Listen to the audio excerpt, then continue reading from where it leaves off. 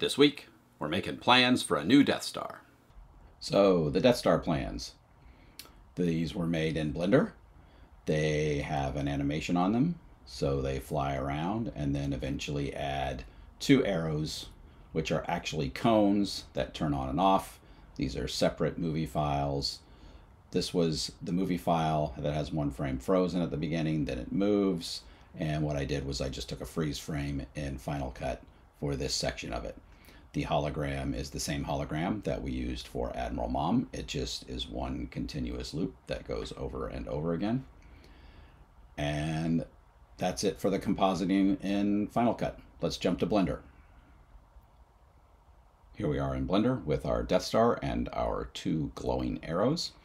Let me start with lighting this. I added 2 lights so we could actually see the Death Star, which I don't necessarily know I needed because I wound up making this a emissive texture. So the Death Star itself glows, so these lights may not have been necessary, but we will talk more about lighting things in space later. So let's start right now with this Death Star. If you remember, I bought 2 Death Stars.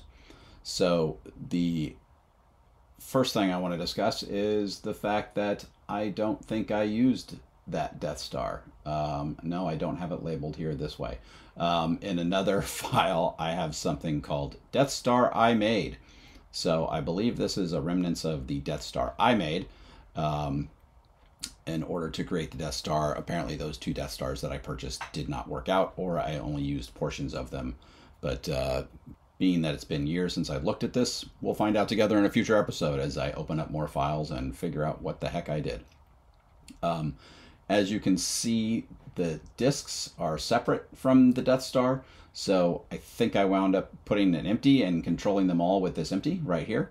It was just because that was the only way I could figure out how to get them to all move together or stay together for when I did my spin there.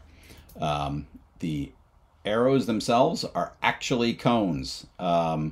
I just dropped in a cone because that was easiest. I was going to be looking at it from the front, and they kind of look like arrows. So they glow as well, so there was no reason to worry about trying to make them flat. I just dropped in cones for each exhaust port arrow in the description of this new double-barrel Death Star. So as you can see, the cones have key signals where they turn on and off lighting-wise, and that's how I got the glow to blink there. The Death Star itself doesn't have any keyframes, but oh yes, do I have it on here? No, I don't. I probably did that in a different file. So I did the spin of the Death Star in a different file, then I did the blinking lights here in another file. So I will actually jump over to the other Blender file where I made this Death Star spin.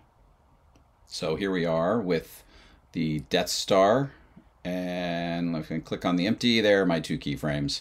So this is the one where I make the Death Star spin, and then I did a different file altogether to make the arrows blink. So I broke it up into 2 separate files, exported them separately, and put them all together in Final Cut.